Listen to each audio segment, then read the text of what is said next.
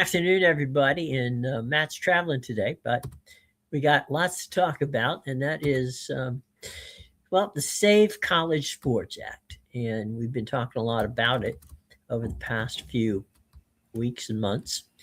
And right now, as we know, because of what happened on Friday, it has gone, the Senate is already to take it up and to move forward with it.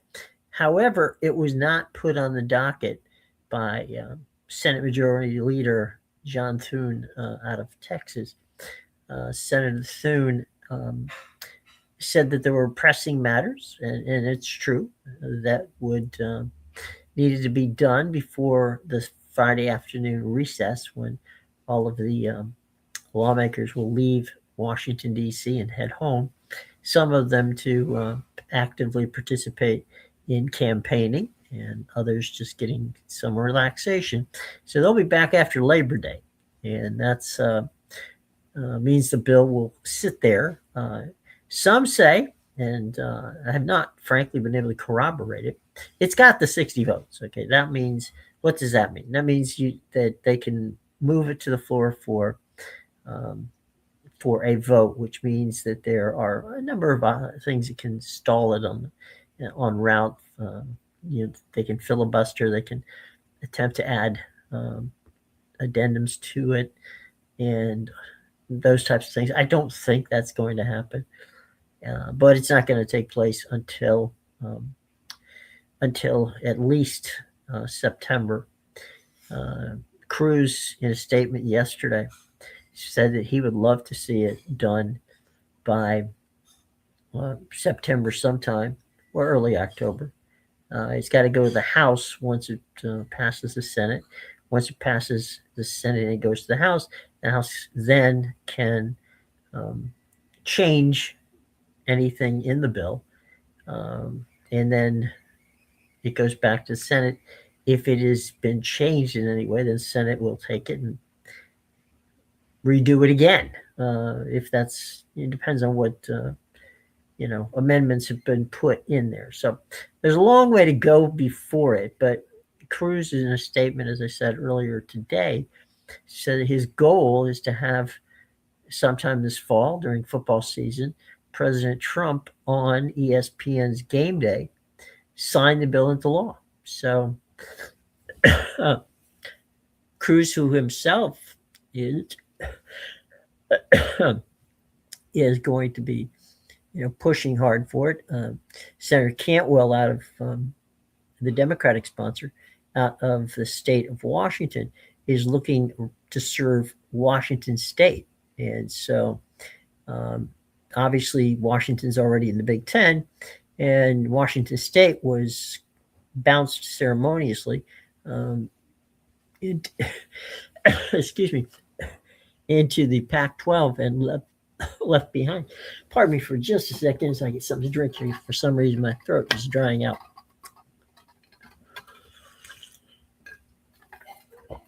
Okay, thank you for the indulgence. So, right now, what's the problem, or what's going on? And I ask you to comment. There's plenty of comments, plenty to talk about, and I would love to have your interaction. Please feel free. There's a link. Click on it. Write your question in there, and we will have a lovely opportunity to talk about it. Okay, so if you can do that, greatly appreciate it. By the way, let me just do this while we're here and talking about it. You can do me a favor, and it doesn't cost you anything. All you got to do is, to make sure to subscribe, hit the bell, and like us. Feel free, of course, to leave comments, and we will answer them all. All right. So if you could do that, greatly appreciate it. Okay. So again, comments very much welcome, and love to have you guys around because you know things and you are happy to voice your opinions and really get into a great dialogue. So let's get into some of that. But right now, as I said before, Cruz said in a statement yesterday that he published that he would like to have this thing done is time so that Donald Trump could sign, President Donald Trump, I should say, pardon me, could sign it on college game day on ESPN. So whether that dream that Senator Cruz wishes will come true, well, we're going to find out in the coming weeks and, in this case, months. So stay tuned, as the old saying goes. Let's hit the highlights of what exactly is the what happens in the bill itself. And there, by the way, for those of you who are not aware of the highlights of it, it would be in the show box below. So if you want to follow along and see everything that's in here. Now, these are just the highlights. They're not all of it. So it grants the NCAA a limited antitrust exemption so it can enforce its rules without getting sued. That's a very, very, very important piece of legislation for the NCAA. It restricts schools' ability to drop women's and Olympic sports, including scholarship guarantees for athletes. Okay, that one is big to keep. Their hope in this case would be to keep the athletes from forming a union. I don't think that that's going to be able. That one may not be able to hold up in law. We'll see. Limit athletes to penalty-free transfers, with subsequent transfers requiring 1 year to sit out. If you recall back, maybe 5 years ago, if you were transferring from one power school to another, or Division I, I should say, school to another, you had to sit a year out, and unless you were going down to a D2 school or a D1 AA school, and then you could transfer. But if you were going, let's say from like Bo Nix, if Bo was leaving Auburn and headed to Oregon, he would have had to sit out a year and not participate.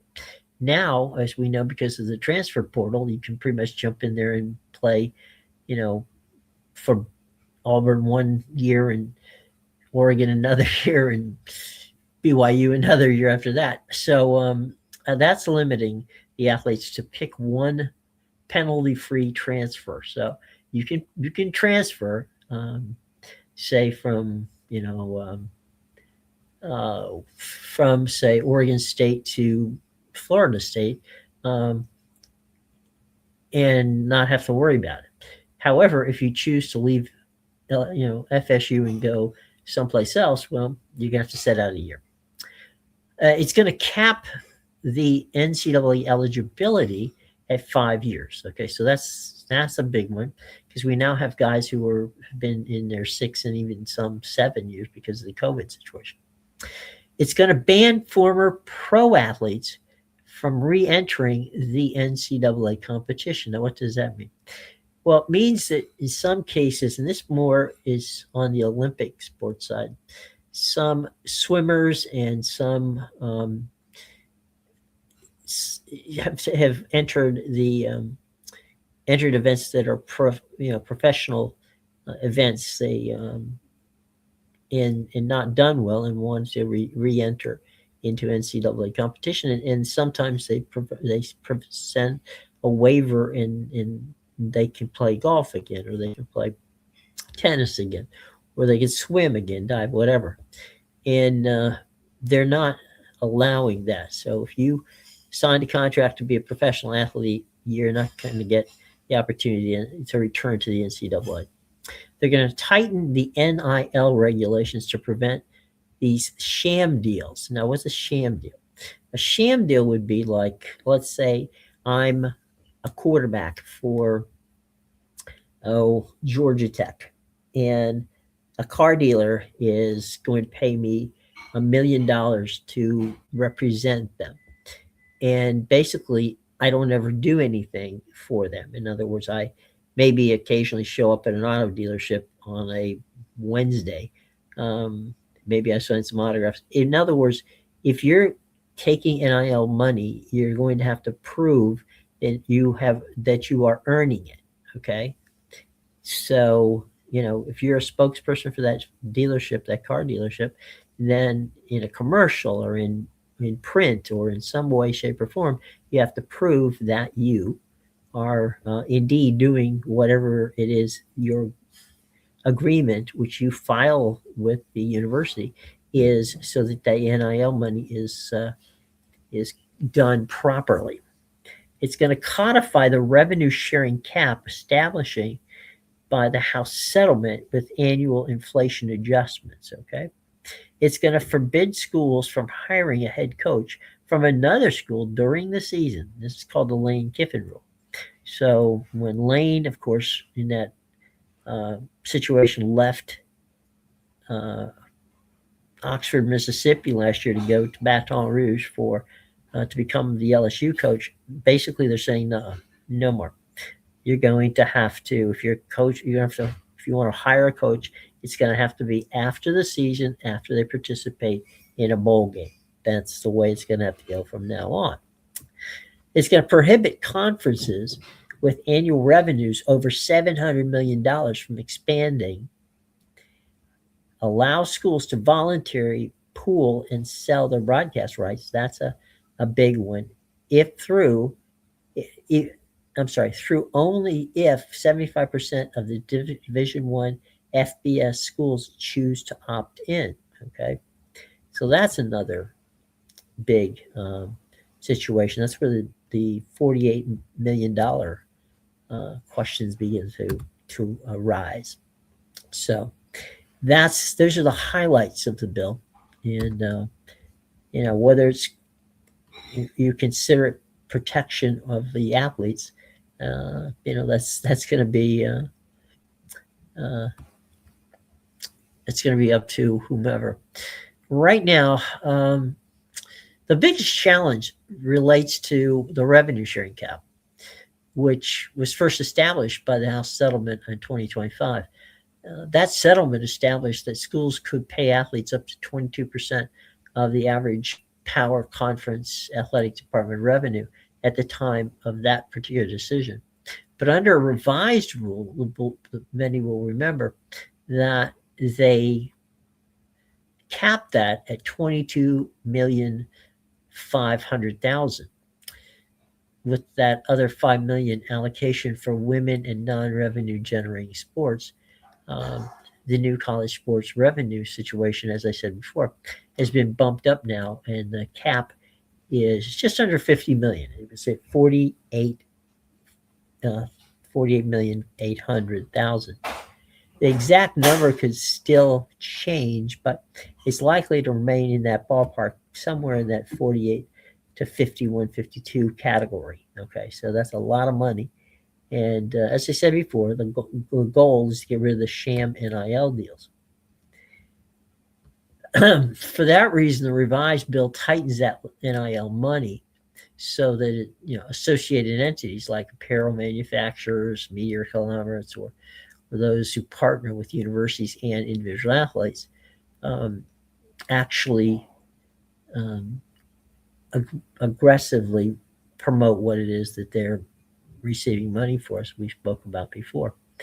Now, here's a quote from one Senate staffer who spoke to Politico. We're not going to establish one cap for schools that follow the rules and a second efficiently unlimited system for programs capable of routine compensation through affiliate collectives and booster-funded entities. One Senate staffer wrote in an email response to Politico, we are not going to pass a law that denies a student athlete from linking real and third-party commercial name, image, and likeness opportunities. So the goal is to say, we're not going to cap that situation. All right. Can college football really be saved? Well, in a USA Today conversation, as we all know now that the SEC, the Big Ten, have all jumped in behind the bill.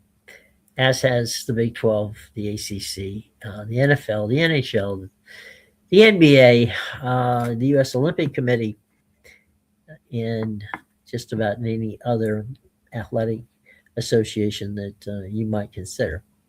So they're all behind it. So what happens next? The Senate bill, as I said earlier, which was scheduled to try to get through this week, and as they go to recess on August 7th, which is on Friday, is not likely to happen. The first time they return is September 14th.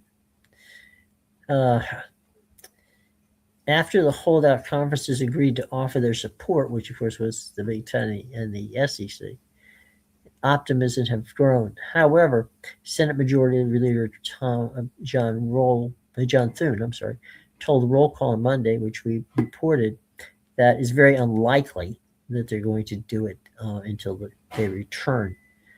They can't get it to the Senate floor. All right, they're not willing to go to that situation. The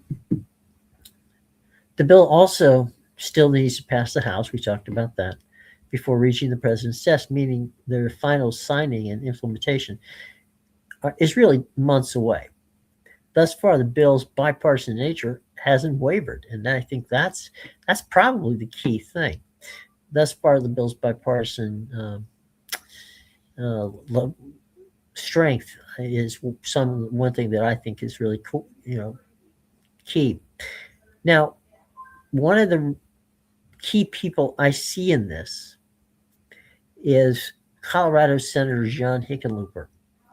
Now, Hickenlooper, who was a Democrat, told Politico, I think we're a lot closer than what people think. From my point of view, there's been an awful lot of movement in the most important aspects. Now, why am I singling out John Hickenlooper?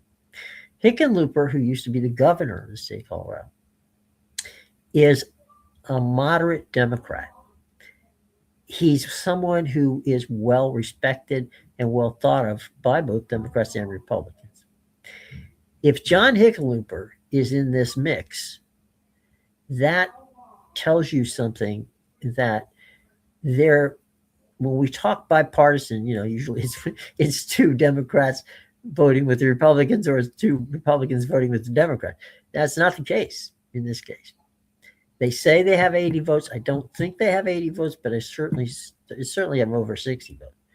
With someone like Hickenlooper in the mix here, I truly think that the Senate will pass this thing. Everything then falls to the House. I don't know what's going to happen there. Okay, right now, anybody who thinks they can predict the House is crazy. I've been involved in politics for over 50 years, as well as sports, and I can tell you right now, nobody knows what's going to happen. Anybody tells you is basically just guessing, and so I'm not going to guess what's going to happen. It'll be very interesting, though, to see what's going on. All right, so we got some questions here. There seems to be a chance that the Senate floor vote could occur this weekend, from Mike Lewis. Mike, yes. The answer to your question is yes.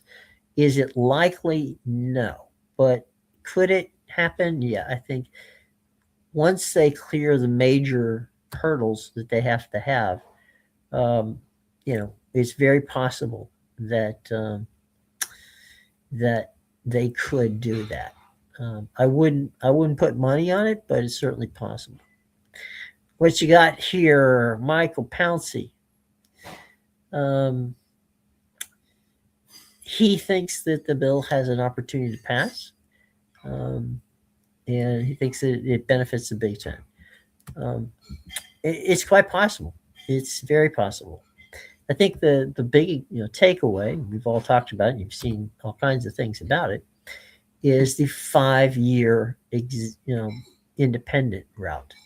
So if you're going to change from one Power 4 to another Power 4, you're going to have to sit out for 5 years. That's a long time, brothers and sisters, and not so certain that exactly that's going to be what anyone's going to want to do. I've written earlier that the Big 12 and the ACC might take a look at adding some G6 schools ahead of time. And why would you do that? Well, if the bill comes out and allows for, the number 19 is the key number right now, because you're capping the conferences at 19. If they choose to go over that number, let's say they choose to go to 20 or 22, then it may break open the ACC to be rated by the Big Ten or the SEC. I also have written, and this was quite a while back, that the Big Ten and the SEC are not, basically are not overly keen on expanding. They don't have to. This entire thing with the bill is got the TV networks a little spooked about what can they do, what can't they do, and I think it's kind of put everything in the pause button hit at this point in time. I don't think anybody's going to move anywhere because they don't want to get in the middle of this political battle that's going on to get this bill across the line. So you can add G6 schools and not have a problem. So I do think that the Big 12, the ACC, will take a look at some G6 schools. UConn, South Florida, Memphis, Tulane on the East Coast side. On the West Coast side, of course, San Diego State, Oregon State, Washington State, and UNLV are probably the four that will get the best looks out there, possibly Colorado State. So there's a lot going on, a lot of moving parts here. Where it goes, I don't know. I think Tony Petitti, who is, of course, the man in charge at the Big Ten, is a very strategic guy. For those who don't know Tony's background, he ran CBS's college sports division along with Michael Resco. Many of you may remember that Mike was the commissioner of the American Conference for many years. And he just recently retired. Tony left CBS, but here's what he did do. He and Mike, to be fair. When they were running the college football side of, the college sports side, I should say, CBS Sports, it was Tony who helped create and work with Mike on developing March Madness. And he really was a proponent and drove the bus on that along with Mike. And then Mike moved out to be a commissioner. Tony, once he got the deal done with what is now Discovery, Warner Discovery Sports, which was then known as Turner Sports, he got that deal done. So once that happened, he moved on to head up the MLB network, got that on the air, did a fantastic job of putting that network together. So much so that Major League Baseball was very impressed, and he became one of the attorneys for Major League Baseball and one of the creators of MLB Productions. So that's where Tony's background went before he decided to be the Big Ten's commissioner. Tony is not Mike Warren, who was the commissioner, is now the Chicago Bears. There's a night and day situation with those two guys. Mike was very aggressive and shoot from the hip kind of a guy. Tony is not. Tony is a analytical guy. He's a thoughtful guy. He's not the kind of guy who's going to rush to do anything. So that's why I think when and if the Big Ten chooses to add schools, he's going to be very, very strategic. He has been that way. It's his DNA. All right, that's where he is. Tony Petitti is very analytical, and he's strategic. So anybody they add to the Big Ten, I don't think it's going to be a big splash from a standpoint of how many teams will they add, if they add at all. And so we'll see about that. We know that Greg Sankey is done a couple of things that have been pretty normal, and that is he likes to keep to the footprint. And the footprint of the SEC, basically, the name of the conference is the Southeastern Conference. So, they went west a bit when they brought in Texas and Oklahoma. And of course, they have Arkansas there as well. But if you link things, right, you got Florida links to Alabama, links to Mississippi, links to Louisiana links to Texas. All right, so you can make that little loop. We'll call it the I-10, the I-10 corridor out there. And so, but I don't think they're certainly not going national like the Big Ten. So if they add anybody, it would be someone in, say, North Carolina, perhaps Miami, although I don't know that that's on the cards, but we'll see. Miami being a private school, and they're private schools in the in the SEC. Vanderbilt being one of them, and so but they usually have the state schools. We'll see. So maybe North Carolina, maybe Virginia. I mean, there's a lot of names that bounced around. Maybe Florida State. I don't know, but we will see. Don't look, by the way. Florida. A lot of people say, well, Florida and South Carolina would block Clemson and FSU from joining. That's not really likely to happen. If Sankey wants those two schools, Florida won't vote against them, and Clemson won't vote. South Carolina won't vote against Clemson. I say that because, frankly, if anybody would have, Texas A&M would never have wanted Texas in the conference if that was the case.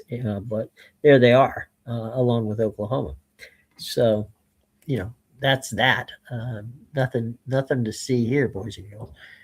If they want FSU and Clemson, they'll get FSU and Clemson, and that'll be Sankey driving the bus on that one. So where's that leave the Big 12, and where's that leave the ACC? The Big 12 is probably, in fairness, from top to bottom, the most balanced conference. I mean, anybody in that conference, it would not surprise me, could pop up and win. I mean, that's just the way it is. I mean, they don't have a dominant team in the South, in the Big 12 conference when it comes to football. They have a lot of good teams and a lot of teams that potentially could end up in the playoffs. So I think I'm not second guessing Brett Yormark, who wants to expand the Big 12 brand. I think that's it's what Brett does. He is a promoter, very good at what he does, and has a track record of being a winner in that. Now, what he needs is for the teams that are there. BYU is one of them. Certainly Texas Tech is another. Utah potentially. There's a lot of teams that could, crack through and become a national brand. And right now, they lack the brand power. Okay, they don't lack the competitiveness. They don't lack the ability to compete against anybody. That's not a problem for them. The problem is they don't have a big name that kind of automatically. I mean, I'll give you an example. In the SEC and in the Big 12, no matter what, Ohio State could finish with 9 wins. Alabama could finish with 9 wins. I mean, they could all finish with 9 wins. They're going to end up in the playoffs because of name recognition. Same thing although Notre Dame did get bounced a couple of years ago, but out of the playoffs. They've got the name recognition to get in just by name alone. Clemson, Florida State, Miami, all from the ACC has that brand power. Obviously, we already went through the Big Ten and the SEC. So it's not that the Big 12 can't compete on this level. It's that they don't have a big brand who's an automatic slip into the playoffs. Okay, so they have to play doubly hard. They have to play a tough schedule, and they have to almost be perfect to get there. Kenny Dillingham out at Arizona State, fantastic what he's trying to do out there. Give him great credit for really trying to. I mean, he could have had the Michigan job, didn't want it because he wanted to establish something, and he played at Arizona State. He loves, the Phoenix area, and good on him. He recruits well in Southern California, and he really does lead the Sun Devils out there. That's a good guy to have. BYU, same situation, loyal national following, good recruiting over there with BYU. Utah is a team that hopefully is on the rise for them. We've got good, solid athletic leadership in Salt Lake City, so they should be a team that's doing well. So it's not that they don't have the brands; they do. TCU a couple of years ago made it all the way to the championship game. We won't. For the TCU fans, we will not recreate what happened in that against Georgia in the championship game. But the point being that the Big 12 has a lot of good brands top to bottom, but they don't have that identifiable brand that the SEC, the ACC, and the Big Ten all have. And so I don't know that Brett's pushing of the international and all that. It's lovely promotion, but I think he should spend more time doing his best to get the national press interested in some of his brands he's already got, and he needs to have teams that compete year in and year out for a national championship. And right now, he doesn't have it. Now, that doesn't mean it can't happen, because it can. But at this particular moment, it's not happening. So we'll see how that progresses. There'll be plenty of time for that to progress in the coming years. They're going to be up with their media deal in 31. So they've got some time to mix and match, and we'll have a better handle on what exactly the conference will look like by that time, because the bill, which we started on this, which is Save College Football Act, I'm sorry, Save College Sports Act, will either be in law by 2030 or 2031, which of course is the magic time. Now, Brett has said that he's going to consider, let's put it that way, taking their media rights to free market. In other words, not sitting down with Fox and ESPN and renegotiating an extension. It's a gamble, and it's a gamble because right now we don't know who will be available, if anybody will be available for them to move the needle to get the kind of money that he wants to do it. He also wants to split apart into football and basketball. The Big East attempted that, didn't work, and I'm not so sure that Brett can do it. But he's certainly a gifted, as I said before, he's a gifted promoter. So would I rule it out? No. Do I think it's eminently possible that that's going to happen? I don't. I think it's a long shot, but hey, long shots come in. And for Brett, he needs to be realistic about what he can get and who his TV and media partners are.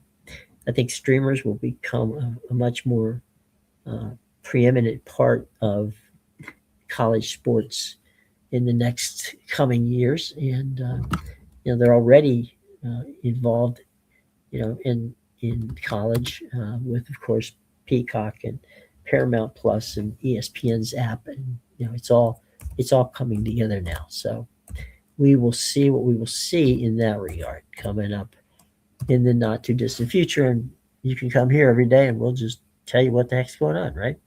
All right, let's go. This afternoon, there's some baseball, and we will take a quick look at what's going on this afternoon. 2:10, first pitch in Houston.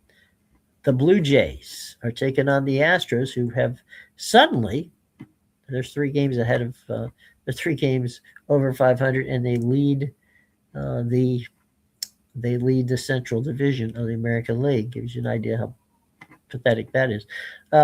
Talon is on the hill for Toronto. Houston puts Brown on the ball. Dodgers, who've been spiraling here, they've lost 5 in a row. They haven't done that, by the way, since 1987. They're in Chicago for an afternoon game. That's a 2:20 start at Wrigley Field, the friendly confines. Lauer is getting the ball for the Dodgers, and the Cubbies will be going with Imagawa. Giants Rangers, that's a 2:35 game. That's in Arlington. Weisenhut is pitching for San Francisco. Bradford gets the ball for Texas. The Rays and the Rockies, that's a 3:10 game in Colorado. You got Martinez going for Tampa Bay. He is 10-3 with a 2.77 ERA.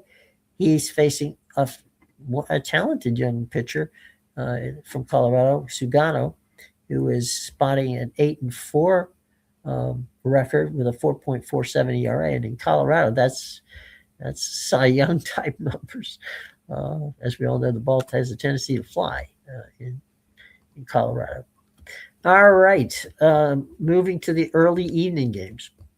And at Camden Yards, the Angels will take on the Orioles. Then at 6:40 in Cleveland, it's the Mets and the Guardians. Scott for the Mets and Beebe for Cleveland. Cincinnati entertains the Athletics at 6:40 at at the Great American Ballpark on the riverfront in Cincinnati. The Athletics have Lopez going, and Cincinnati has got Lauer. The Nationals are in Philadelphia. That's another 6:40 start. They have at the bank tonight. Washington is going to go with Irving, and Philadelphia is going to go with Painter. Cardinals are at the stadium in New York to take on the Yankees tonight. Palente is pitching for St. Louis. He's 11-6. Warren throwing for the Yankees. He's been very good as of late. He's 8-5 right now with a 4.14 ERA. That's not anything to write home again, but over his last couple starts, he's been nails for the Yankees. White Sox, Red Sox battling in Fenway tonight. That's a 7:10 first pitch. Burke gets the ball for the White Sox, and Boston goes with Sonny Gray. Sonny has had one heck of a year. He is 13-2 with a 2.93 ERA, and the Red Sox could not be hotter. They are on the trail of the Tampa Bay Rays and the New York Yankees as we get that whole thing's going to start heat up here in the month of August and into September. Meanwhile, in Atlanta, up at the Battery, the Chop Shop, the Braves, the Marlins. Perez gets the ball for Miami. Elder gets the ball for the Braves. Twins Royals. That game's in Kansas City at beautiful Kauffman Stadium out there in Kansas City. Kramer on the hill for Minnesota. Cameron gets the ball for Kansas City. 7:40 in Brewing Town, Milwaukee. The Brewers. This game's an ESPN game. The Brewers will go with Harrison, and he will face 9-9 Paul Skeens. Skeens have pitched better than that, frankly. the record doesn't really reflect how well Skeens has pitched, but the Buccos have had some issues trying to score runs for him. All right, out in Arizona, where they are firmly entrenched in the race for the wild card, they face a team that would like to be firmly in place of the wild card, only one game behind. They're very aggressive during the break, during the MLB trade deadline. Padres. The Padres are going to go with Mize, and Arizona is going to go with Brat. And the game that ends the evening at 9:40 out at T-Mobile Park in downtown Seattle, Washington, the Mariners host the Tigers. Anderson takes the ball for the Tigers, and of course Wu gets the ball for the M's out in Seattle. We'll take a quick look, as we always do, at the wild card race. Everybody wants to know what's going on there, and we'll give you the information right now. All right, so we know that in the American League right now, the Tampa Bay Rays at 67-46, 21 games over 500, leads the league in wins. They're followed 3.5 games behind by the New York Yankees. Boston Red Sox are at 61-51, 10 games over 500, and 5.5 games off the pace. Let's go to in the wild card situation. Pardon me for having to scroll here.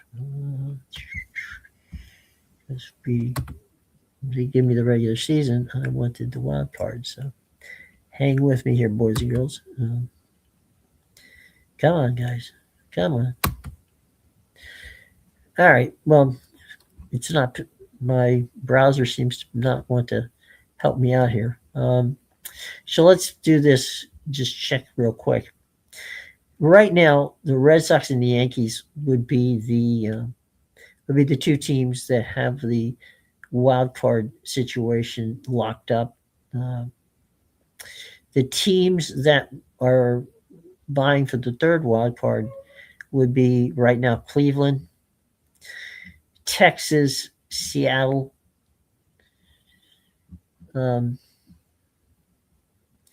Those would likely be the teams that are most possible to get there. Baltimore's in the race, but it's unlikely they can make it when you take a look at how things are going. So, yeah, it would be Baltimore's 12 games back in the wild card race. They're a game and a half back. So it's going to be in 4 games back is Toronto, and they're having a pathetic year. The Twins are only a game back. Detroit's a game and a half back. The Rangers are a game back. The Mariners are 2 games back. And pretty much everybody else is out of it. In the National League, we have the Phillies, who are right now firmly entrenched in the wild card. We've got the Cubs, who are looking to sweep the Dodgers. They're 5 back. Pittsburgh's 3.5 back of the last spot. So the Cubs are in, as I said before, locked into that position. The Phillies are locked into the number 2 wild cards and number 3 wild card at the moment. Pirates are 3.5 games out of that possible situation. The Phillies would be number 1 in that situation. The Cubs are number 2. 1 game out of the San Diego Padres. So there you go. And Arizona is also 1 game out. So that's where you are with regard to baseball for today. And we hope that everybody has a wonderful day. So anyway, let me check one more thing. Now we've got it all done. All right. Well, look, thank you all very much for joining us. And we look forward to seeing you sometime tomorrow, right around the 12 o'clock hour. Okay. From beautiful Baltimore, where it looks like it's going to rain this afternoon, we say goodbye, and hope Matt will be home tomorrow and be on and join us to talk more. Till then, everybody have a lovely, lovely day. And as always, check us out. If you could, just subscribe, hit that bell, and like us. It's free. And also feel free to leave comments. We will answer them. Okay? All right, everybody. Take care. Have a nice day.